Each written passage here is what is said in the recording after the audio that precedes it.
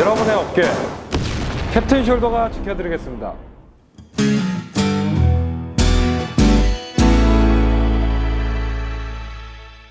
연세한강병원에서 어깨를 포함한 상지를 담당하고 있는 김주영 원장입니다. 저번 시간에 이어서 오늘은 이 회전근개 파열의 치료, 과연 회전근개가 파열되면 수술을 꼭 받아야 하는가에 대해서 알아보도록 하겠습니다. 힘줄이 끊어지면 수술을 안 해도 저절로 나을 수 있는가에 대해서 많은 환자분들이 가장 궁금해 하십니다. 물론 이에 대해서 솔직하게 말씀을 드리면 제 의학적인 대답은 아닙니다. 한 번 뼈에서 끊어진 힘줄이 다시 자라서 정상적으로 뼈에 붙는 경우는 없습니다. 이전 시간에서 언급하였듯이 회전근개 파열은 자연건강가 좋지 않은 질환 중 하나입니다. 이는 다시 말하면 한 번 파열이 되면 잘 붙지 않고 계속 진행된다는 뜻이 되겠습니다. 우리가 뼈가 부러졌는데 수술 없이 비수술적 치료로 기부스를 한다든지 보존적 치료로 뼈가 붙는 경우를 많이들 들어보셨거나 경험해 보셨을 겁니다. 이는 뼈와 뼈, 즉 같은 조직끼리 붙는 거기 때문에 가능하겠지만 이 회전근개 파열이라는 것은 독특하게도 이 힘줄이 뼈라는 서로 구조적으로 조직학적으로 다른 조직들끼리 붙어야 하는 것이기 때문에 자연적으로 붙는 것은 불가능하다고 보시면 되겠습니다. 회전근개 파열이 수술적 치료가 필요한지는 그것 또한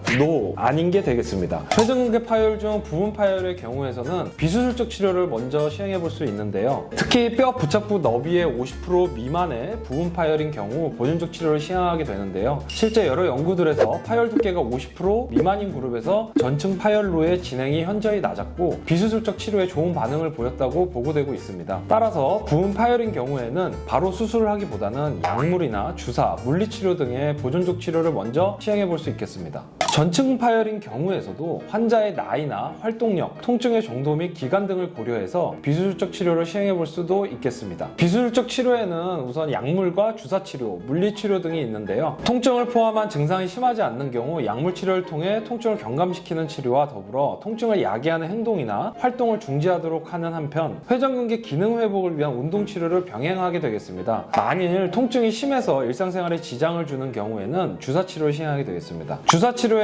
크게 통증 완화를 위한 주사와 그와 반대로 힘줄 재생이나 강화를 위한 목적의 주사로 크게 두 가지로 나뉠 수 있겠는데요. 힘줄 재생 강화 주사에는 여러 가지가 있습니다. 환자분들 중에서 여러 병원을 다니시면서 들어보신 경우도 많겠지만 대표적으로 프롤로, 콜라겐, PRP, 줄기세포 등을 이용한 주사들이 있겠으며 이는 부분 파열 환자들에 한해서 시도해 볼 수 있겠습니다. 하지만 이 모든 것들은 아직 그 효과가 완벽하게 입증이 된 것은 아니기 때문에 전문의와 충분히 상의를 하신 후 진행하는 것을 추천드립니다. 만일 앞서 말한 보존적 치료를 3개월에서 6개월 정도 시행했음에도 호전이 없다면 수술적 치료의 내시경적 회전근개 봉합술 수술을 고려해 볼 수 있겠습니다. 전층 파열인 경우에는 나이가 상대적으로 젊고 파열 범위가 봉합했을 때 좋은 결과가 예측되는 경우에는 수술적 치료를 권해드리고 있습니다. 특히 전층 파열이면서 파열 범위가 2cm에서 2.5cm 이상인 경우에는 적극적으로 수술적 치료를 권하고 있습니다. 만일 여러 힘줄들을 침범한 광범위 파열, 쉽게 얘기해서 힘줄들이 여러 개 끊어지고 오래돼가지고 벌어진 범위가